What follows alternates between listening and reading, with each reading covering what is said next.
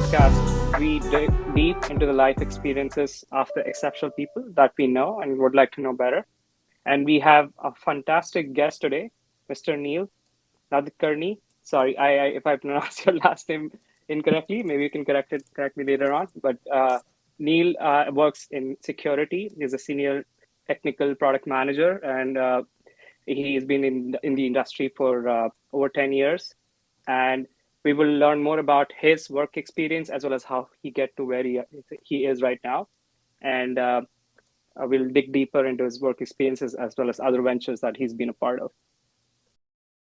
Neil, before we start, would you like to share anything interesting that you did over the long weekend? I know we're just coming out of the Independence Day. Sure, Deepam. Yeah, thanks for having me. Mostly this long weekend, actually, I've just been working on my yard. I got some artificial turf, so I've just been installing that and finding out what an incredibly laborious task that is. So that's And I been my remember weekend. that. I remember Yeah, we had a house party at your place not too long ago, so we had a lot of fun. I would love to come back and just take yeah, advantage of the absolutely. new stuff that we're laying out. Ketul, what about you? How was your weekend? It was pretty good. Independence Day, so a long holiday weekend. I didn't do anything crazy, just spent a lot of family time, which is great. One exciting thing is actually happening this weekend. I'm actually going to a music festival in New York City, so looking forward to that for sure. Oh wow, And wow. hosting another networking lunch. So when I was living in San Francisco, I held a bunch of those, and now that I'm back home, I'm holding them here now. All the networking lunches and dinners. But some Awesome. exciting stuff coming this weekend. All right, I'm excited to hear your stories from both of those events.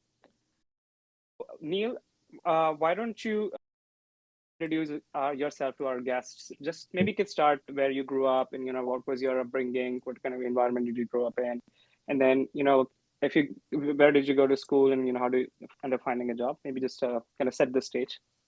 Sure. I guess I have a pretty average upbringing in the sense that I grew up in a pretty reasonably nice neighborhood. I grew up in kind of Cupertino, West San Jose area in the Bay Area, so Silicon Valley. Hmm. Um, I think since I was like 4, I wanted to be an inventor. So that was kind of my inherent, you know, goal or agenda. How to do that was really unclear, or what I would invent, or what field of science or anything like that. I didn't really have anything in mind. I just wanted to create shit. That was just the, you know, um, that was just kind of the motive. And then as I grew older, I think I didn't have the best grades, because whenever I would take a class, if I learned what I wanted to learn, I always looked at it like it takes like almost no effort to learn 70% of something and pass a class, right?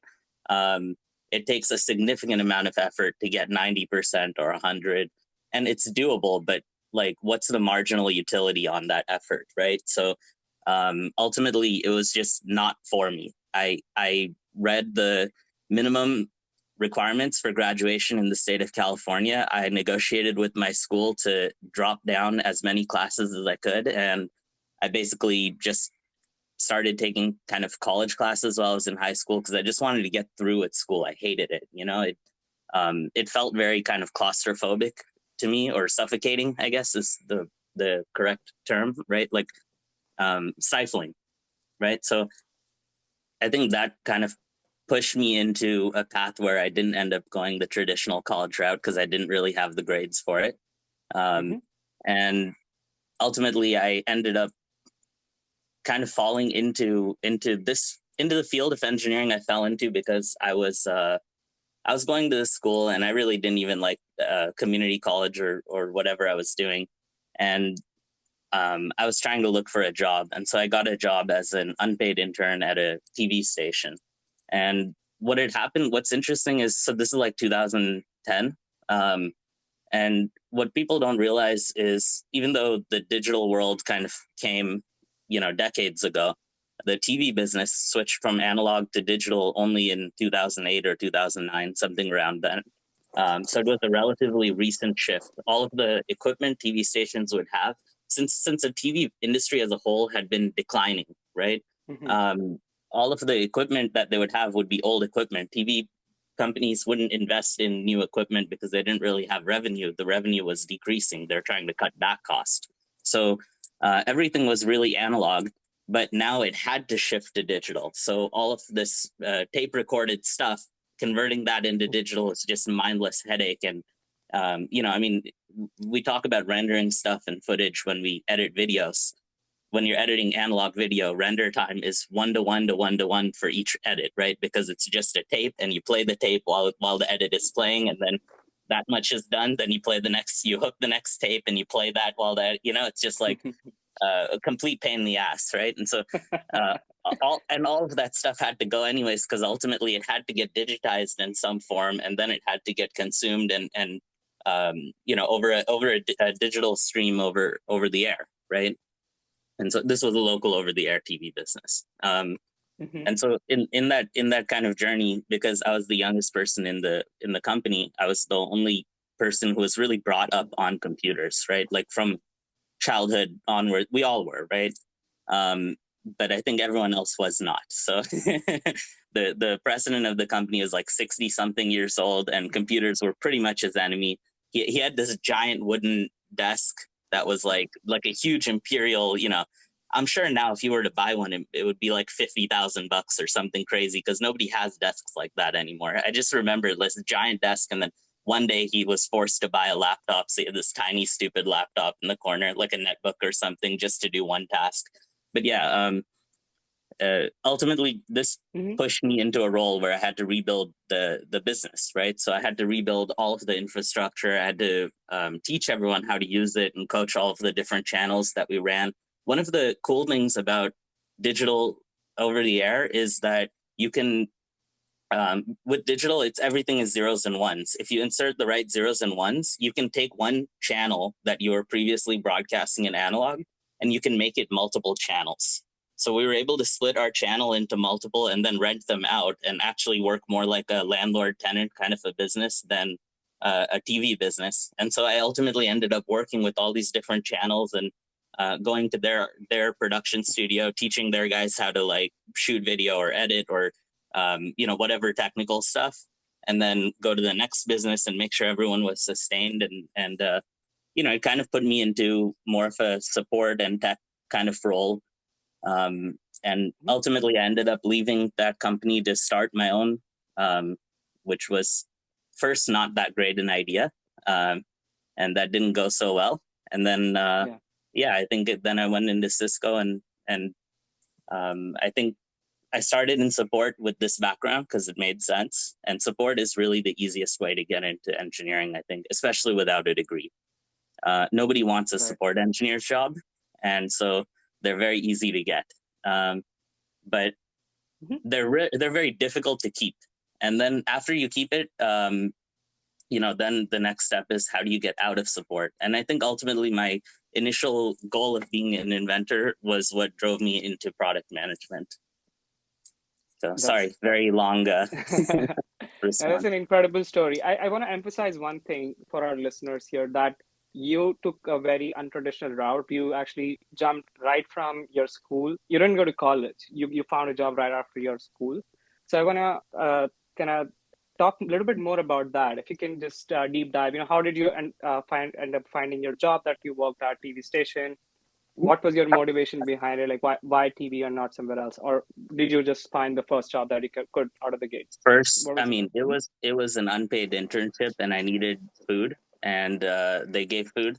That was really the motive for me, and it was something to do, I guess. Initially, I did go to college. I didn't go to university, so I didn't get a degree. But I went to a community college, so I actually did 2 years of college while I was in high school, and then I pretty much fucked around when I should have been going to college when I was out of high school.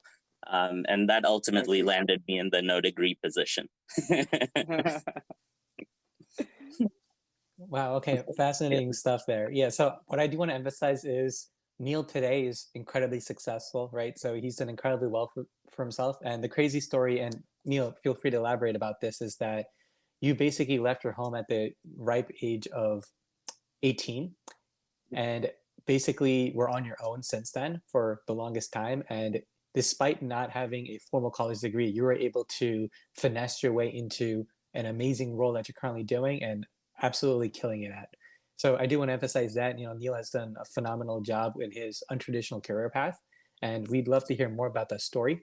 I did want to backtrack a little bit because you mentioned something that I found really interesting when you're talking about your internship at the TV company. You mentioned a landlord-tenant concept. So just to make sure that I understand that correctly, are you talking about leasing out the spectrum, like the TV spectrum? Is that what you're referring to? Exact, and that's where this gets very interesting. So we own the spectrum, but because it's digital, we can essentially treat the spectrum as bandwidth. How many bits can you shove into this frequency range, right? And the answer was roughly 19.37 megabits per second. And so if we take that bit stream, then this is where it actually became very interesting for me, because I got to work on analog electrical engineering, digital electrical engineering, and every part of it, like all the way through, right? So we would have to take all of these different video streams, compress them in a way that it's a lossy compression, but we have to make sure that it isn't so lossy. Now, this is where another interesting thing about TV is standard definition is a really, really, really low amount of pixels. So if you compress video in standard definition, you don't even see the compression because it gets compressed further anyways. So so we were able to kind of bunch all these channels in together and then rent out individual streams. Got it. So it's almost like a licensing concept, right? So you own the spectrum, but then you're licensing out bits of that spectrum out to other companies that want to be able to have their own channels, but at the I same think time not own it. it's more like have a TV as it's TV as a service. So Got it. or channel as a service. So I we see. would actually broadcast it. So I would have to go up to, there's Mount Allison in Fremont. There's like a big giant transmitter tower on the top of this giant mountain. And we have to go up there and make sure that transmitter is receiving the signal from our TV station. These guys would all have to get their channels data into our TV station to get up to that transmitter. So we would handle that last mile leg as well as the entire broadcasting. And we would hold all of the licensing with the FCC and all of that. And they would essentially just have to maintain compliance with the FCC requirements, maintain records for the last like 20 years or whatever the hell FCC requires nowadays, all that kind of stuff. Wow. Okay. So it sounds like almost your internship led to your future career path, right? Because you transitioned from working in the TV space to then working at Cisco, right? Which is more of a networking type of company. So it's very interesting. It seems like you almost fell into the role that you're in Yeah. currently sequentially by, landing an unpaid internship and then figuring out what is the best strategic path for you to get to where you are. Because like I remember you mentioned specifically that your thought process was, let me get into customer support first, because that's the one that no one is currently looking for that has engineering degrees. And that because you had I guess the proper word would be a handicap in that sense, that you didn't have the formal degree, the paper degree, that you found the niche that you had the most opportunity of being able to get into, and then use that as your stepping stone to move on into to do better and greater things. So I will add, I didn't have the foresight of actually realizing that support was the way to go to get into the field. I think my first approach was, well, I see all these people getting into FANGs and companies, and a lot of them I knew in high school. I'm like, I could probably do their job too. I felt like that, right? Maybe a chip on the shoulder or whatever. So then I just started applying, right? I applied to like 1,200 or 1,300 different roles. And one of the first ones I interviewed at was Cisco, and I didn't get the role at all. The job had a minimum requirement of a master's and 5 to 8 years of experience or something crazy like that. And so then I ended up going through all the other interviews, nothing panned out. And then the manager from Cisco called back. And what he said was what made me understand this thing about support, right? So what he said to me was, they had hired this guy with a PhD after going through like 50 something candidates. And the guy took the job, and like his first week in the job, he got a, what they call a P1, right? A critical issue, which is a support outage. And Cisco runs the internet. Like, so for people who don't know Cisco, it really runs the internet. So a critical outage can be a small mom and pop going offline, or it can be like the fucking world going offline kind of thing, right? This was more on the side of the world in that spectrum. And this guy just was like, I have a PhD, I don't need this shit. And he smashed his laptop on the ground and just walked out of the building. And so the manager called me because he's like, you can't even go anywhere. You have no options, you know? So. That's incredible, Neil. So before you started working at Cisco, I believe you started your own company, and you alluded to that a little bit when we were discussing it before. Do you want to share your motivations behind it? Just talk a little bit more what the company was about, what was the motivation behind it, but why did you start to think about starting a new company? Well, at the TV station, I mean, a big part of it was the business was fully automated at one point, right? I'd trained out all the channels. They knew how to produce their content. They knew how to get it to the TV station. That whole delivery mechanism was pretty much automated. I think there was one guy who used to work there who wasn't really a technical guy, but I could just tell him, like, do these 3 things, and he would just do those things. And that's all it really took to keep it going. And at that point, I didn't have work, so you know, I just kind of decided, let me go try to do something else. So first I started a production business with my friends, trying to shoot weddings, and that was really just not for me. It's not fun work. And then I think I worked in another TV business with a very shady character, maybe another interesting story. But then I started another business where and this is what got me into the field with Cisco, right? So that's when I started a business where I provided ISP services. And well, actually, I provided technical services to an ISP, which provided bulk mailing services to spammers. So essentially, we were facilitating bulk mail, which is spam, legal spam, under the Bush Can Spam Act of 2003. But it's essentially legal spam, right? But I guess maybe my customers may not have been, because I think the FBI shut a couple down, and that's when that business kind of tanked. But by then I had, no longer had any ties to it. So, nothing I did was illegal, and I had never any knowledge of anything illegal. And actually, the company that I joined was originally at least partially owned by a law firm. So a lot of what they used to do was dancing around legal laws in a very, Yeah, so loopholes, taking advantage of loopholes. It was just exploiting the loopholes. I mean, so here's the thing, right? So a big part of it was kind of like, you have all these disjointed pieces when you talk about IP addresses, right? So back in the 80s, there was this concept of IP addresses, and they created these registrars that can hand out IP addresses to companies, so companies could request them. You have companies like IBM that requested, for like a /8 of IP addresses, and they got it, right? Nowadays, that's completely impossible to get, and that would be like, hundreds of millions or even billions of dollars kind of IP to get. But a lot of the companies that got IP addresses don't exist anymore. And those IP addresses many times are sitting there in some old record still associated with that company. So all you have to do is create a company with the same name and say, hey, those IP addresses are registered to my company, and then they'll give them to you. So that was kind of a stupid business, but it worked, to some degree. And then I guess it didn't. But that kind of pushed me into security. Is an interesting field because a lot of it is just using things in the wrong ways, right? There was this famous denial of service attack. Are you guys, do you know what a denial of service is? Yeah, DDoS, right? The DDoS attacks. So it's basically where you have so much activity targeted towards a certain website that it causes it to crash, or doesn't necessarily have to be a website, but some kind of server that causes it to crash. Yeah, it's like someone who keeps talking to you while you're trying to talk to someone else, and you just can't ever talk to them. And so there was this famous DDoS attack where there's something called DNS that we all use to resolve a name into an IP and access it.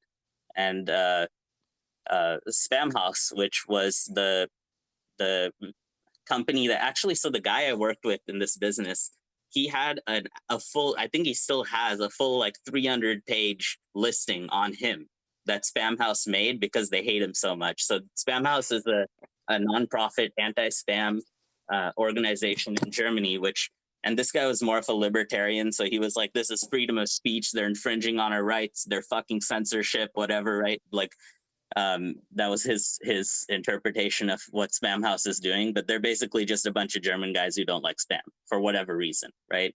And maybe not even German, but based in Germany. And so they hated this guy. And he had all these different shell companies because he'd fold one and build one and fold one and build one and all this stuff. And so they would just, he had multiple different names that he was burned under. They're like, don't do business with this name or this name or this name or this name. They had one photo of him too from like 20 years ago. It was pretty interesting. So he was basically an anonymous fellow, almost anonymous. Wow. Anonymous, because like no one knows what he looks like today. He could have changed his hair color. He could have grown a beard. No one would know. No, he's in prison. So I think they know what he looks like. Or maybe he might have gotten out by now, but yeah. Got it. So. Yeah, well, you mentioned one thing, that security, it's, things you want to do in opposite way. So I think it's an interesting concept as I think about it, that security can work both ways. Like, in order to prevent an attack, you need to anticipate it. And in order to anticipate it, you should be able to know what might happen, or what is going to happen, so they can prepare for it in advance. Any interesting, instances that you've come across that where you had to like really prepare for something that would have shattered laws or shattered websites or DDoS, for example?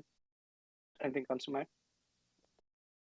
I took down a pretty large scale burger chain once, on the kind of, but so I've been involved in a lot of outages, actually. I would say from a security perspective, security is really fundamentally simple, right? And it's really just doing a lot of basic, fundamentally simple things. Just like if you look at your house, leaving your windows open, leaving your doors unlocked.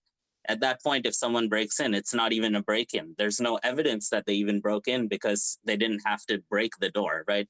There's no camera that recorded them, so there's no audit trail. So that's honestly a big part of security, is even just having all of that data, right? So the first step is you want to really just prevent a chance, right? Prevent a chance for something bad to happen. But then you also want to make sure that you understand and audit and have something to learn from as well.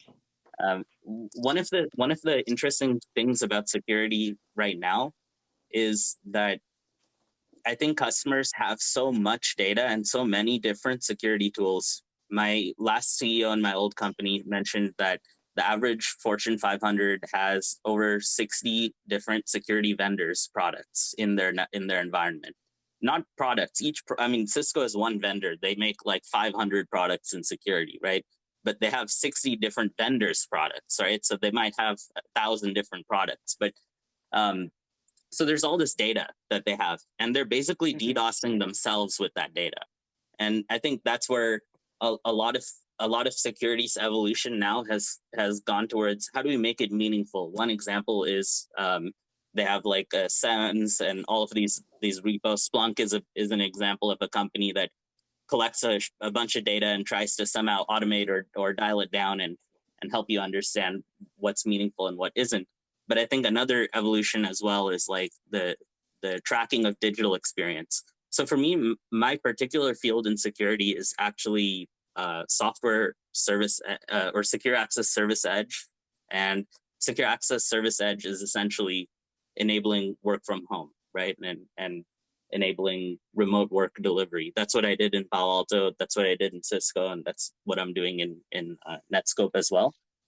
And I think that field is really exciting and interesting in a lot of ways, because we're taking all of the traditional challenges that we used to have, where in an office you would have an actual IT staff in the building. You would have actual building maintenance staff in the building to maintain electrical issues or network issues, or you had all of these different resources available to maintain the status quo of the employee. Now they're at home, right? So the first step during the pandemic was enabling work from home. Now that it's here and people have moved out of locations that make it feasible for them to even come back to the office, work from home is to some degree integrated into the culture of society. And at that point, where do we go from there? What can we do to go in some ways back to the level of supportability of employees that we had when they were on site? And then what can we do to understand challenges and gaps that we didn't even have visibility into before because we didn't care, right? An example would be, I want a piece of information, I go over to another cubicle and I get it. Now, how do I know who that guy is, where he lives, and how to find that information? You know, one of the biggest things, actually the biggest learning for me when I first built, or I didn't build, but when I was first working on Prisma Access, when we first built the deployment for a large scale customer, they were a giant consulting firm, and we ran into an issue where they had an outage because we had to make a change. We told them they have to make a change on their end, and we gave them sufficient time in advance notice, and they said they were good with it. But they didn't know that there's one guy who sits in Bahrain who manages like these 3 sites that maintain the network for 5 countries in their company, because that wasn't part of their network. The company's so big and it has so many different M&A activities and acquisitions. Nobody actually knows who does what, right? I mean, everyone's in charge of their one thing. So the biggest learning was that giant companies don't even have directories at the level that they need to, just to find people. I mean, the yellow pages used to be a thing before the internet, right? Now we need to relearn that. Absolutely. Yeah. So would you say you're passionate about what you do today now? And like, did that passion grow over time, or, is it in line with your dream of becoming an inventor? And the reason I asked that is because I know you mentioned that growing up, you always wanted to become an inventor of some kind. And to a degree, I guess you're doing that now, right? You're building out and expanding upon existing products and probably adding new functionality, which kind of, in a sense, can contribute to that dream of being an inventor. So would you say you're living out your passion today? Yeah, I mean, I think the concept of, when I look at being an inventor, what it really means to me is more of an individuality thing, right? It's being genuine or authentically me, whether that makes sense or not in the context of and you want to have a role where you have that flexibility too, right? That's also a challenge. I mean, I'm really lucky to work for the people I work for, that they let me, be me in that way. And I'll even give you an example, right? So inventing doesn't just mean, to me, building a thing, right? In my last company, when this product first came out, there was no documentation for the product, and it was very complicated, right? It's a technical product. The people who are using it are already engineers, so it's already very complicated because of what it's doing and what it's for. But there's a lot of information to get across, and it's not documented. So solving that gap of documentation, to me, the inventive thing I did was finding out all of the different people within the company who had their own collected repositories of information for their own role. Like a support engineer might have a list of common issues or common config issues. A salesperson might have like a common use cases that customers care about with this product, or a sales engineer might have a common deployments in POCs, right? And so taking all that information, stitching it together, and building this documentation, like we were able to get 1,000 pages of information together within a month and a half, which I don't think anyone's really done in Palo Alto or maybe even Cisco before, right? Because most people try to do things themselves or manage them themselves. They never really realize that sometimes the easiest way to get information is from other people, or stitch something together, right? Be collaborative about it, maybe. Yeah, no, that makes perfect sense. So it sounds like most people tried to solve their own problems, so they almost reinvented the process of solving a problem, while your approach was more about leveraging all the work that had already been done historically and just creating a cohesive document that could be used not just for yourself, but probably by your team and any relevant teams.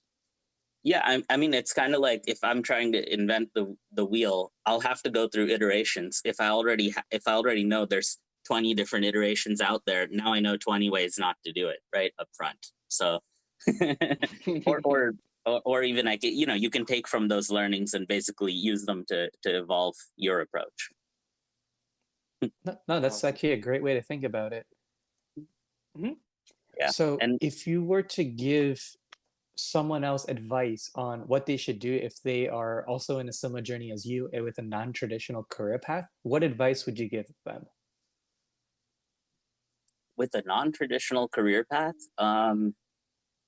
so your biggest advantage is that no one knows how to define you. So I think people always put everyone into a bucket when they hear where they graduated from college and what degree they got. When you don't have that, no one knows how to define you. Are you smart or stupid? They don't know. That's a disadvantage and an advantage, because it means that people will immediately assume that you're dumb or you're worthless or whatever if you're presented wrong. Um, One of the things I did, so I was in sales for a while too, right? One of the things I did in some customer interactions is, and I mean, I am slightly, like, I don't want to say autistic because I'm not diagnosed, but I have like a little bit of that kind of tendency, right? I would just like go let it play out when I would meet with customers in certain scenarios, especially like the more assholish ones, and they would immediately assume that I was smarter than they'll ever be able to, you know, I mean, it's sort of a pissing contest thing, and it sucks because you have to do it, but sometimes some people just have to have that, you know, I'm going to bark over you, or I'm going to you know, steamroll over you unless you steamroll over me kind of mentality, right? Ketel, in New York, you might be aware of this as well, right? So because that's usually where they're from, but Yeah, Oh certain man. industries, yeah, you definitely have a dog eat dog type of world in certain industries more so than others. But you're spot on that if you look at the financial services industry, yeah, that's how it is. It's you you almost have to, even if you're not an asshole, you almost have to act like an asshole just to get attention. Well, I don't even mean attention, just to be heard, I should say. yeah, yeah. But I think in engineering, see, people always assume someone brilliant is weird. So if you act weird, they attach it to brilliance if they have no way to gauge your intelligence. Now, if you graduated from a state school and then you try to do that, they'll be like, "What's, you know, this guy's just weird. He's not smart because he went to a state school." It's stupid that people think that way, but I feel like a lot of the times they do. And by having no label, you have an advantage because you can create your label. You know. Um, That's actually a very powerful statement you just mentioned there. And I see that because I've actually mentioned this all the time. People have a tendency to want to box people just because it's easier from a logical perspective to do that. It just is a mental shortcut. It's like you, yeah, like, for example, let's say if you talk about me, like they'll say that I am the hype guy, right? Or for Neil, I guess for you, you'd be the person with the untraditional career path. For Deepam, it could be, you know, the fact that you work as a data scientist consultant. So it's like a lot of people like to box people, and the reality could be that yeah, maybe you know we are all of these things, but that's not the only thing we are. We could be multiple, right? We could be multidimensional people. yeah. Like Deepam, for example, he's also really into fitness, right? So it's very different than what you may expect when you try to put people into a single box. And so, I guess from your perspective, what would be your biggest advice on how do you prevent yourself from being boxed? Because it sounds like based on your career path, you've done a great job at doing that so far. I mean, I would say everyone is going to look at everyone in a box because they have to. I mean, we all have to understand within our own frame of context, and that ultimately is, you know, by definition, defining other people, right, or putting them in a box. I think it's more that if you make a conscious effort, you control what that box looks like, and I think that's really the key, right? Like one big thing that I never understood that my dad would always tell me when I was little is like how you dress matters. And he like really, really took that. So he's in marketing, right? All these marketing guys, I mean, Ketul is my smiling because he's also in marketing. Well, I'm not in marketing by profession, but I do have an marketing MBA, so I'll kind of say I'm halfway there because I do have a marketing MBA. So not just marketing, right? So for the listeners that don't know my background, I kind of I'm a business guy through and through. So did finance and supply chain for my undergrad, and then marketing and supply chain for my MBA. So in a sense, I am a marketing guy, but that is not my profession. But But yeah, Neil, sorry, yeah. that Mhm. no worries. That was actually really powerful for me. So when I was younger, like 21, 20, something like that. Yeah, 21. I don't remember. Yeah, 21, I think. I got arrested for possession of marijuana. So back then, that was not a marijuana was okay, but I think hash was considered something different legally or something like that. So it got categorized as a Schedule One restricted substance, which means that it's a felony charge, right? Obviously, in California, they don't let that felony charge really stick, and that went away, and that's why I have a career and a future and everything. But I think what was interesting to me was going into that court, right, and seeing the people that were up there and what they were up there for, right? So there was this lady who worked at Google, some sort of senior manager. She showed up with a super expensive dress, like some Louis Vuitton dress or something like that, and diamond necklace and all this fancy stuff, and her own private lawyer, which most people who are in court for criminal charges do not have a private lawyer, right? I mean, you just assume that they're with public defenders, but no, she had a private lawyer. So she goes up, and her crime was she got drunk, and in Sunnyvale, she got into her car. She backed into another car, which it had a dad and like, or no, she backed into another car, and then she tried to hit and run. And in her fleeing, she hit a car which had a little girl in it as well.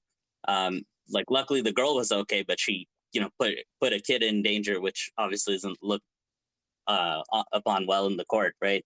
And so she's charged with 2 hit and runs. That's 2 pretty significant felonies, right? And the lawyer said something to the judge. They talked it out, and the judge is like, "All right, it's a fine of $10,000," and she's just like, "All right, give me my checkbook here, done," and went home, right? Like, no problem.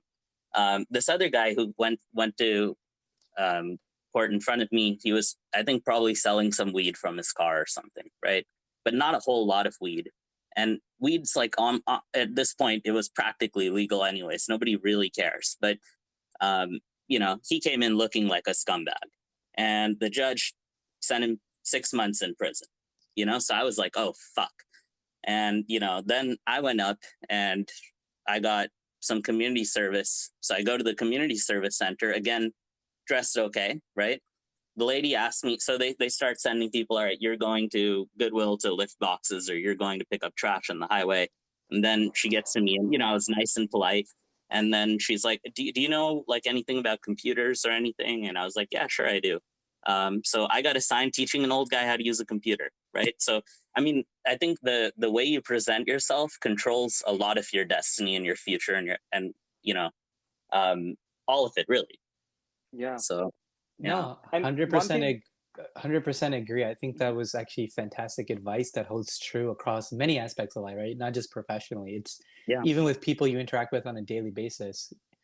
For whether it's good or bad, you will be judged by the way you look, the way you carry yourself, as well as the way you speak. Those are like the 3 biggest factors. Yeah. yeah, and I remember Ketul, you and I were talking once. It's how you project confidence really shows whether you don't or don't know a certain topic. If you project yourself confidently, I think people want to believe in you and they want to trust you.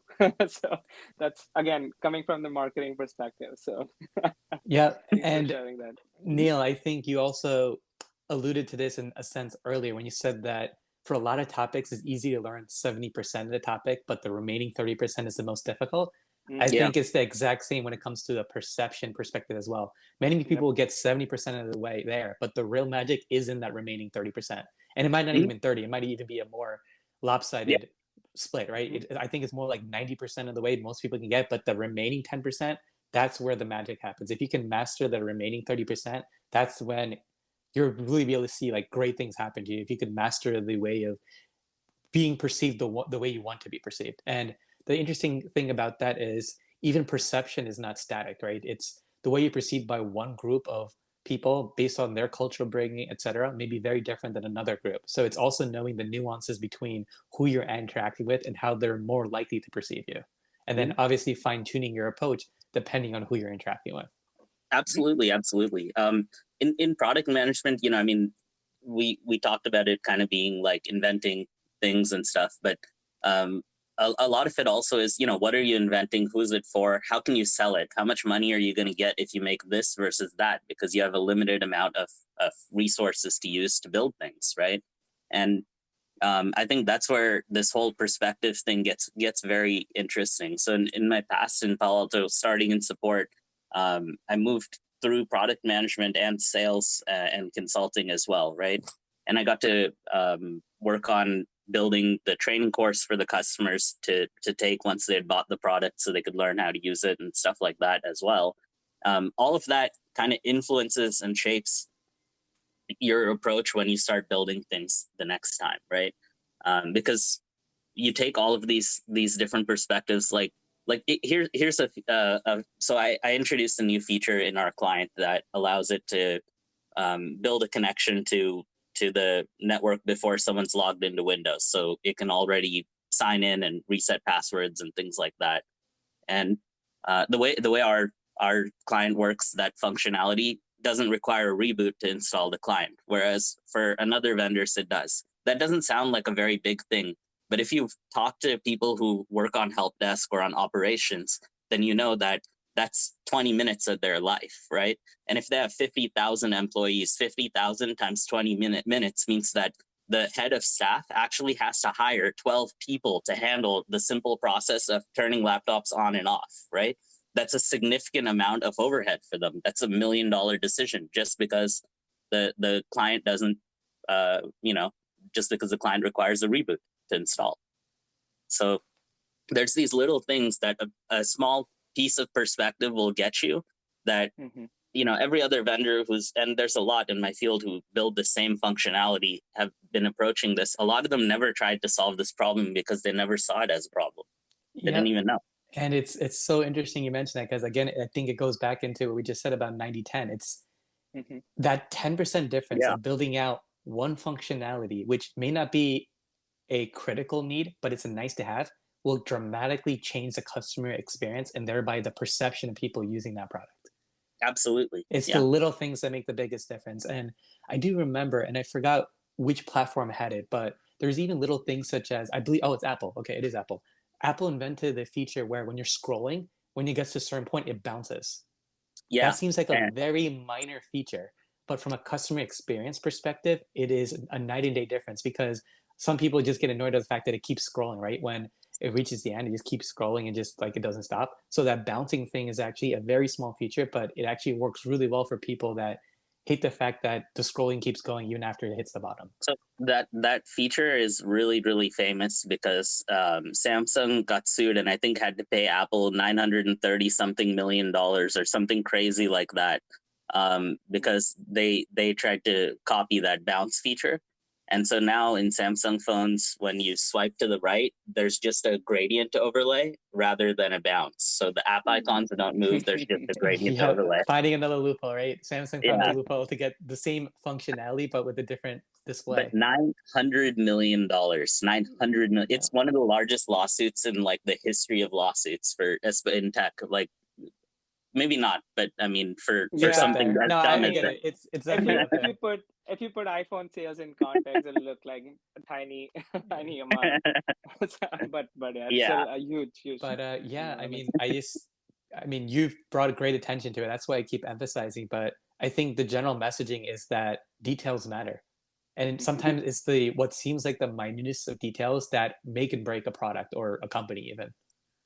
Well, I think also, I mean, advice I would give to a non-standard approach. So, maybe lean into your weirdness, right? So everyone has a different types of skills and a different approach, rather than, there's that whole Einstein thing. If a fish, thought it was supposed to climb a tree its whole life, it would think it was stupid or something like that, right? Like, everyone has different skills. Figure out what they are. The faster you know what they are, the better you can use them. And also understand what you're bad at, because you can't be too bad at anything. You don't have to be good at everything, but you definitely can't, you have to understand what the shortfalls are, right? Like, I can't do pull-ups. I'm never going to climb a mountain, right? That's just functionally not in my realm of possibilities because of this limitation. So, I hear what you're saying, but if I'm perfectly honest, I don't fully agree with that because that's a limiting belief, right? And well, I I think it's more like this, right? So I know I can control that as well. It's just how much effort do I want to put into that versus something else. I mean, everything is about investment, and this is what product management is really, right? How do you want to allocate resources? And that's what life is too. If you look at your life as a product, how do you want to allocate your resources? No, 100%. That I agree with. How you want to allocate your resources. But the other piece I was going to say is that in the traditional sense, I agree with you, right? Maybe you won't be able to climb a mountain, freehand or something like that because of the traditional sense. But my point is the limiting belief is saying that you can never do that, right? Because what you could do is Well, invent some kind of tool that lets you do it, like get the experience of yeah, climbing without actually climbing. So my point is absolutely. my personal take on life in general is remove the limiting beliefs because just because people haven't seen it being done doesn't mean it can't be done, right? And Sure. the best example I can actually think of is in baseball. So there's actually a pitcher whose name I don't remember at the moment, but you guys can Google it later. But he threw the fastest fastball ever thrown, and the way he did it was completely different than how any other fastball was ever thrown in the past. So there's a specific technique that is used to throw a fastball, and that typically involves mainly your arms, your shoulders, your back, etc. Now Yeah. I do not remember the name of this person, but this guy threw the fastest fastball that's ever been thrown. And the way he did it is he completely scrapped the entire model of using mainly your upper body.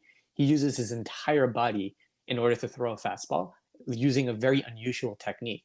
And I guess my point is that before then, they thought there was a human limit on how fast a fastball can be thrown until this guy broke that limit. And Yeah, yeah, and I guess if you're looking at the objective goal of being at the top of a mountain, there's way or climbing it with the tool or whatever. I was just saying my arms physically as they are would not allow me to do it unless I were to either invest time in a gym and build them, or it's more like that, right? There's you shouldn't limit yourself in any way, but you should also understand where you're at because then you know what you want to work on, what you don't want to work on, right? exactly, no, that's spot on. Yeah, That's spot on. yeah, If you want to do it, then you'll find a way, basically, if you wanted to do Yeah, it. yeah, yeah. That's absolutely. the old saying, where there is a will, there is a way. So Yeah. probably.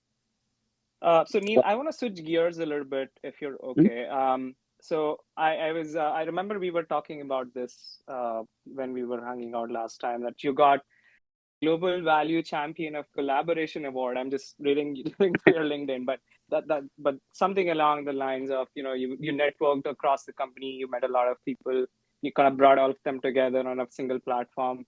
So mm. could you share more about like what really was that award about, and how did you get it? And then I have a follow-up question which I'll come up with later on.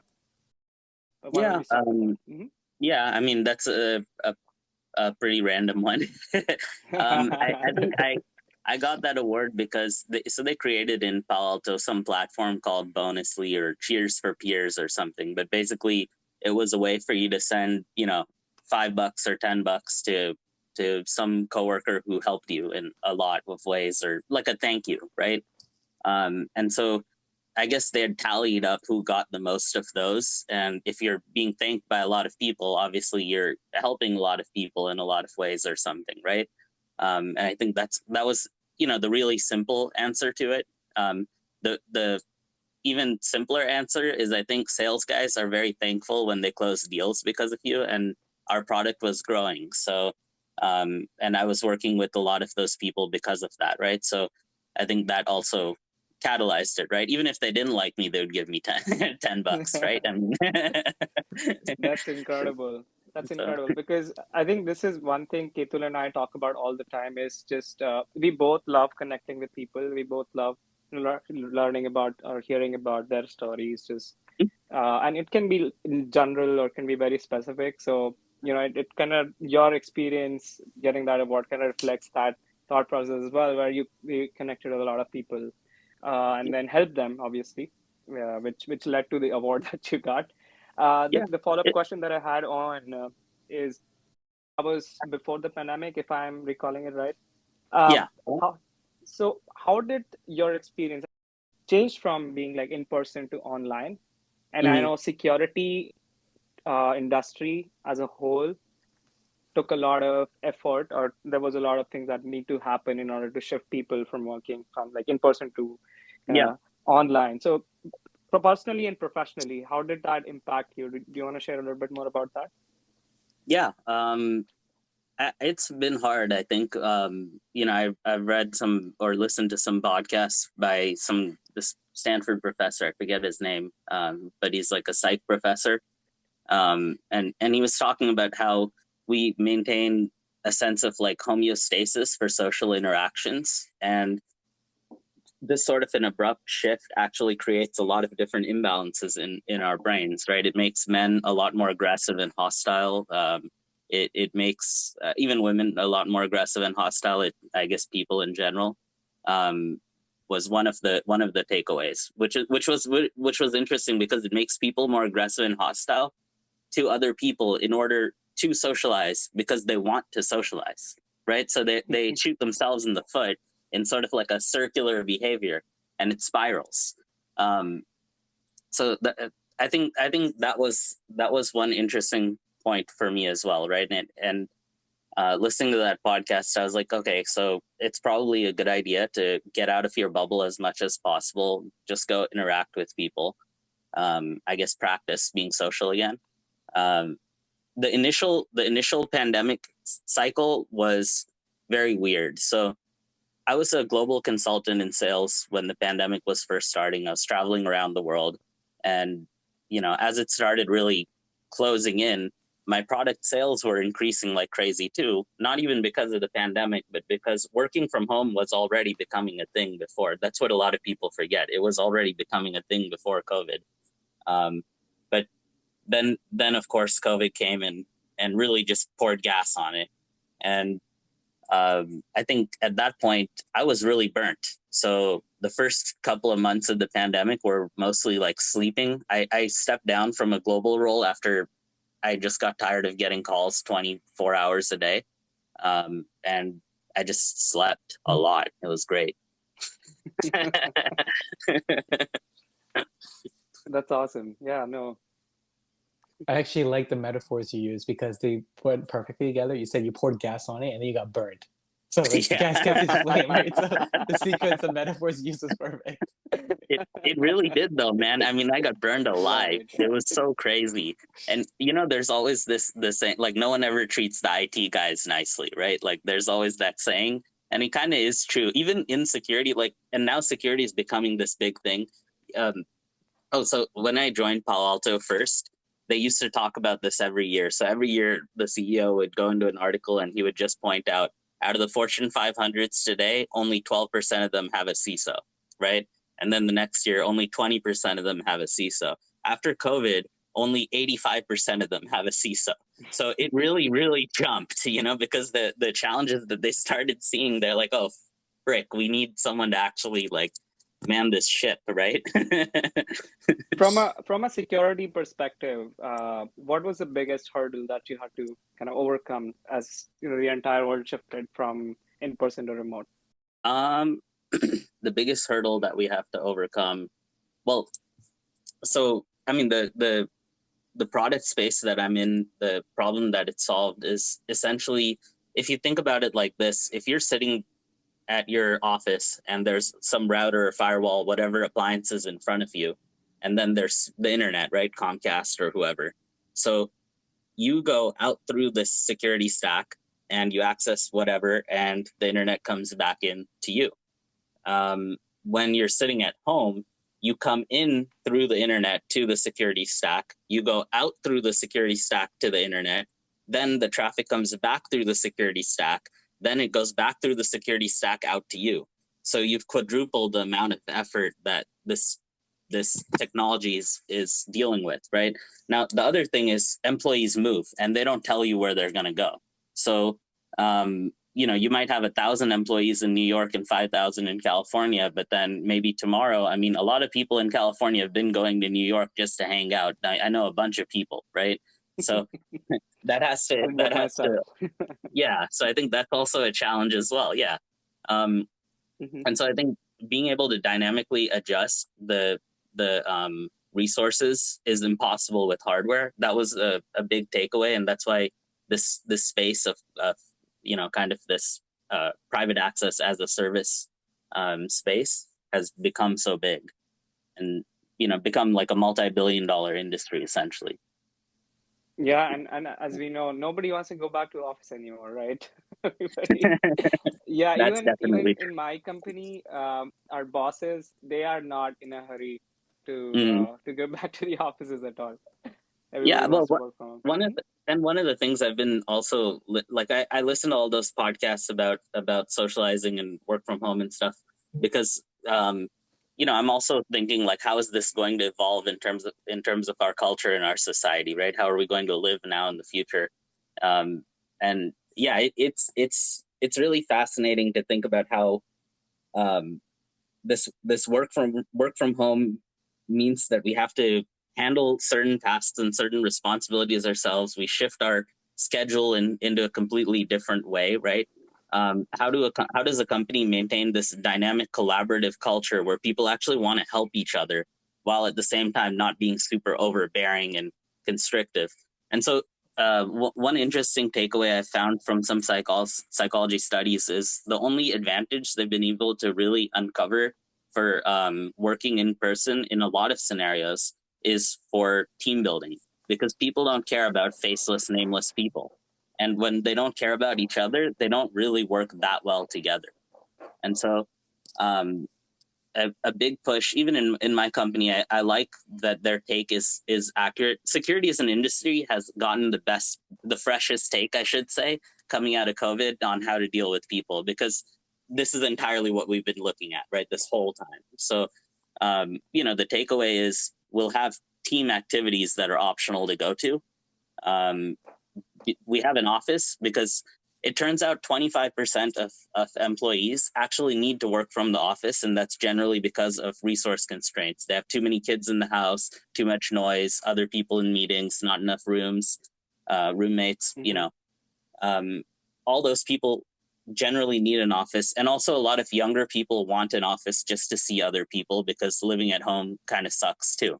So like living alone, right? And so I think those, we have an office there, but it's not really, there's no focus like everyone has to be here on any day. That's never a thing. I mean, Mm-hmm. That makes I think sense. So it's almost yeah. like finding that right balance between spending time in the office and working at home. So it's almost like work that works, right? The whole idea of work that Yeah. works is finding that right balance for you as an individual. So that's great that all these type of stuff is being offered on an optional basis, so that lets people decide if they want to go or not. Yeah, and I think it's a lot of times companies forget that they hire employees with education or whatever capabilities for a reason, right? And so really what you want to do is you want to enable them and get out of their way. And I think that's where this approach makes a lot of sense. You don't want to dictate how they do their work, because then they'll do it poorly, whether it's out of spite or whether it's because you overlooked a minor detail in the way they do their work that now is flawed. Great. So we want to switch gears for a second now and go into the rapid fire round, just to get to know you a little bit better. So we'll ask a series of basic questions and you can make a selection on which you prefer. Are you ready? Sure, let's do it. All right. Tea or coffee? Coffee. Mountains or beaches? Probably, I don't know. That's a toss-up, man. Probably mountains. Right.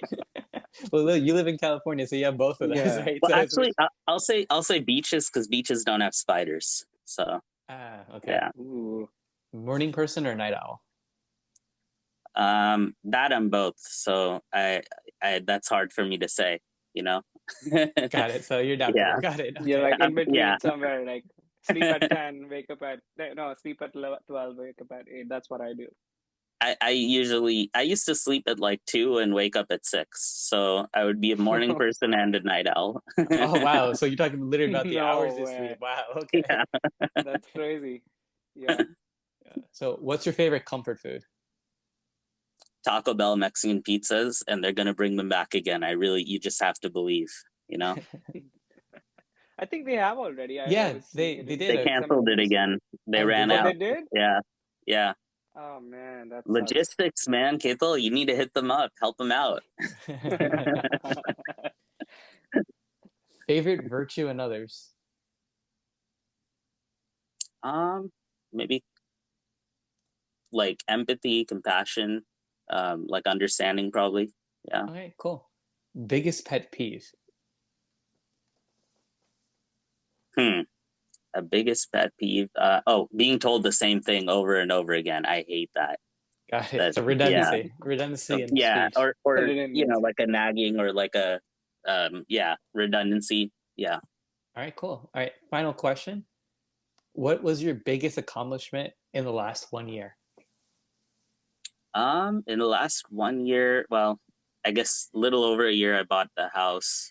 In the last 1 year, I guess losing weight was a pretty big accomplishment. So I was losing 75 pounds or so. Oh That yeah, was a that's pretty, right. That is, yeah, I'm sure you have a Oh story to man. tell behind that one. That's a big change for anyone that's looking to do something similar from our Yeah. listenership. That'd be an amazing story if you're open to share that.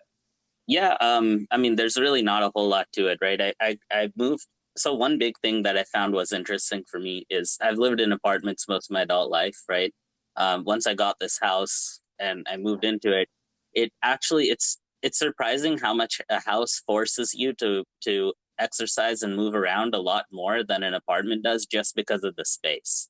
And so and because I'm very forgetful and it's a 2 stories, I would keep going up and down, up and down, up and down. I mean, literally, like I think one time Ketel came to pick me up and I couldn't find my wallet, and I ran up and down the stairs maybe 10 times because he was waiting outside trying to find it, right? And so um, just little things like that actually really worked into it a lot. Also, definitely eating out. Don't eat out. It's the same thing that you can make at home that'll taste better at home will just be, more expensive and taste not as good, and generally be filled with salt and oil and other things you don't really need. Um, and use And you lemon can, instead of salt. yeah, you can control what you're making as well. Like I'm a big Yeah, proponent of that. I've talked about it in the past, but yeah. So yeah, yeah, and I have one topic that I'm going to bring up now, just because you emphasized salt like 3 times. yeah, But I remember one time when I was having a conversation with you, you had this whole spiel about how, with the right balance of ingredients, most foods require zero salt. If you want to yeah, share yeah. that story, that was a really funny Yeah, story.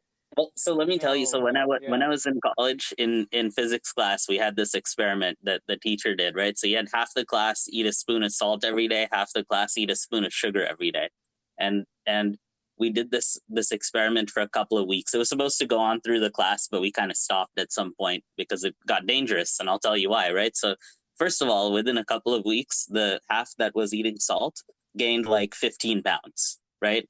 So they just blew up like balloons. And that's because salt enhances water retention. What water retention does is it messes with your blood pressure, right? So then this one kid actually passed out, and that's when we had to be like, all right, maybe he was having the bigger size spoons instead of the smaller ones, because he just Oh really no. liked salt and he was fucking crazy, you know. But like, yeah, he passed out. Then we had to like, all right, let's maybe not do this again.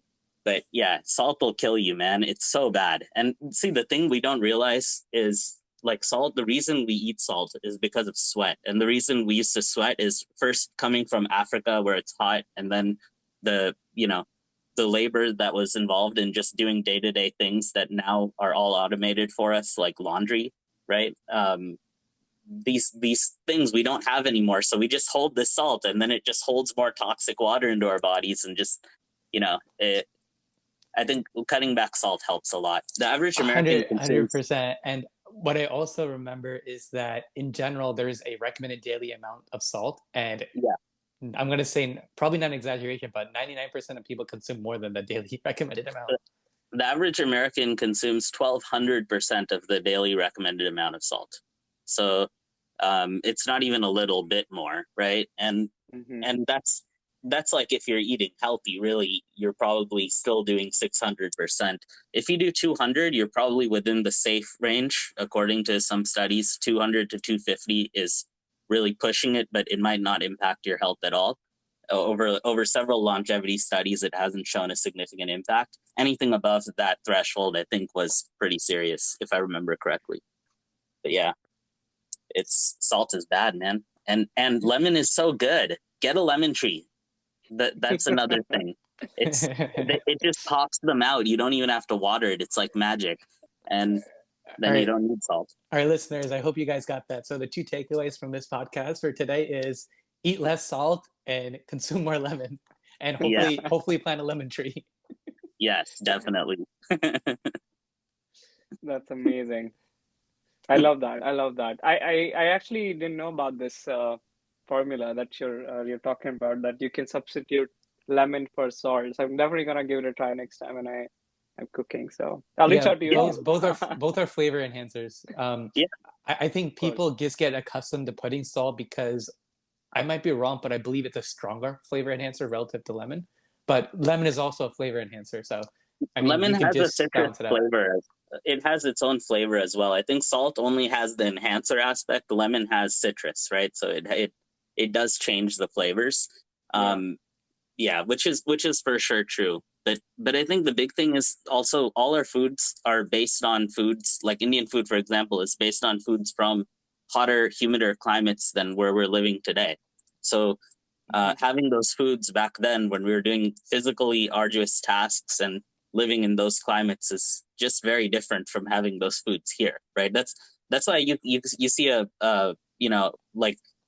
there was this guy last time I went to India, I went with this big Punjabi guy who was like 6 foot something, like 6'3" or something, right? He's huge. And yeah, he was putting away all of this really not necessarily healthy food, no problem, and he didn't gain weight or anything. But the thing is, he did a lot of physical work in his job too. So he was like totally fine with, he burns it off. Yeah. But what I guess the one question I have is, I mean, they talk about like iodine intake and how you get your iodine from salt. So if you stop taking salt, then what are some of the iodine sources? Just out of curiosity. You absolutely can't cut out salt from your diet entirely. You must have some, but I think the thing is this: living in US, you will get salt. It will be given to you. If you drink milk, it has salt in it, right? I mean, this is America, man. It's how we do things, right? Like, just sprinkle a little Salt Bay on it. So, I think it's unavoidable. I love that. No, that's a really good point. It's in the US, all the nutrients that you need in very micro doses, it's automatically in the regular diet. You're going to get it some way or another. Like even fluoride, right? It's like the reason fluoride is in water, and it's an ancient system. You don't really need that anymore with, toothpaste and all that. But the reason fluoride's in the water is basically to prevent tooth decay. But nowadays, you don't even need fluoride in the water anymore because there's so many other sources of fluoride. Just as as long as you use proper toothpaste, you have fluoride, right? But that ancient system is still in effect today. And I mean, it can have some negative effects from a hormonal balance perspective as well, because fluoride is actually a hormone, I guess the word is disturbant, or I can't think of the proper, deregulator, that's the word. Yeah. It's like a hormone and it's deregulator. Also poisonous. That's how it works, right? It poisons all the things in our mouth. Yeah. Exactly. So a lot of the stuff we do nowadays, we're microdosing poison. Unintentionally, actually, because most people don't even realize they're doing it. But unless you have like a water softening system or something like that, we defluoride, is that the word? Defluoride the water? Defluorinate. Yeah, thank you. Unless you defluorinate the water, you're consuming microdoses of poison on a daily basis, which I guess for those of you that didn't know, now you know that. So you can give us a like, subscribe, and follow for the Your Life Unfiltered podcast if you found this information educational. Absolutely love it. Okay.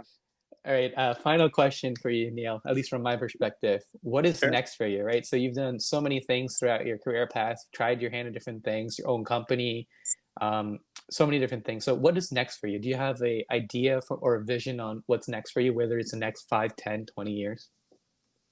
I think right now, the I definitely really want to travel a lot more. I'm trying to figure out if I can get myself into a position where I can travel a lot, but also run my own product. That's going to be pretty interesting. As a technical product manager, I'm not really a product manager only. I manage individual technical features for the product that are specifically valuable. But also a lot of my job is really more of working with sales, working with support, making sure all the customers are happy and their interactions are good, and handling a lot of that. So I think that this would also be an interesting kind of journey on top of that. Okay, great. Oh, that's amazing. Okay, so travel and own company, etc. Is there anything you're looking at from a personal perspective outside of travel? Oh yeah. I mean, from a personal perspective, I guess finding a sense of calm is a something that I'm trying to figure out. All right, But great. that's always a journey. I think the personal thing is that you've really fucked up when you think that there's nothing to fix about you as a person, right? Because that means that you're just a complete narcissist. You know? Yep, and that's actually a really good point. I think my personal perspective there is that people are happiest when they're pursuing growth in any aspect, Yeah. right? Whether that's professionally, from a relationship perspective, whether that's personal development or just starting a company, etc. It's like in general, I think people are happiest when they feel like they're growing. 100%. Yeah, absolutely. Yeah. Any questions from your end? Sorry, continue. No, I think that's the other real takeaway is figuring out where you want to grow, right? So we talked about resource allocation, but I mean, really what it comes down to is, what actually, like, you can be bad at something, but enjoy it. That's probably what you should do then, because eventually you'll figure out how to be good at it, you know?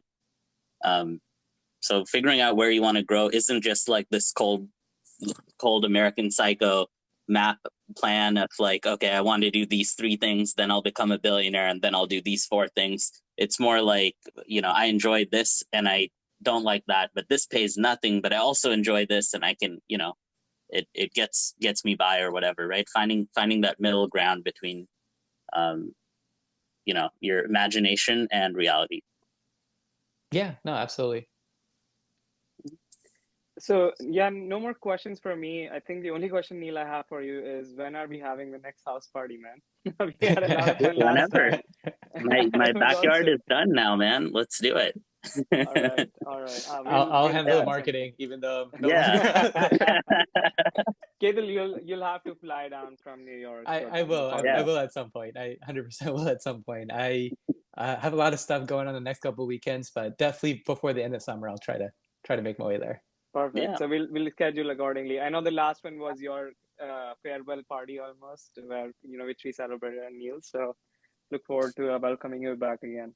Well, one more thing. I will fly out there, but when are you guys flying here? That's the real question. Well, we have Vermont coming up soon. So. Oh yeah, that's true. Yeah. October. I'll come out for YJP whenever that is happening. October. That's also in October. Okay. Yeah, we'll see you there. All right, cool. All right, well, thank you so much, Neil, for joining. This was absolutely fantastic. Learned a lot from you, especially about TV, because I had no idea about the whole the spectrum leasing side of that business and the analog thing too. One thing I didn't mention, but I also found interesting, is that I remember once everything became digital, for the longest time when it came to vernacular, like everyday vernacular, people always said, like, they use the word tape. It's like, did you get that on tape or something like that? It's like the vernacular. Right. We used to say that all the time. Change. Exactly. Yeah. The vernacular didn't change for a long time. Exactly. And now we say record. We never say tape. Exactly. Wow. That I did not even remember that we used to say that until you said that. Yeah. I actually funny story how I remember that. I remember that because of the movie 21. It was a specific line in 21, which I forgot the name of the actor, but the guy that is in the Matrix, Morbius or whatever his name is. Yeah. Lawrence Fishburne. Fishburne. Yeah. Yeah, exactly. So he's in that movie, and I remember he's the one that actually made that reference in that movie. So I don't know if our listeners have seen that movie, but 21 is basically a movie about gambling and counting cards. that there was actually one kid in my high school who was, I think, so this is based on some group of students in MIT, right? There was one kid in my high school who was in that group of students. I think that, yeah, there was something like that. I don't know. I remember from when I was little. Anyway, yeah, it was a fun movie though. Yeah, no, absolutely. All right. Thank you all for Yeah. joining. It was awesome to have this conversation with you. I hope the listeners really enjoyed this conversation. Again, don't forget to follow Your Life Unfiltered on Instagram as well as on Spotify. Have a great rest of your day, everyone. Take care. Thank you.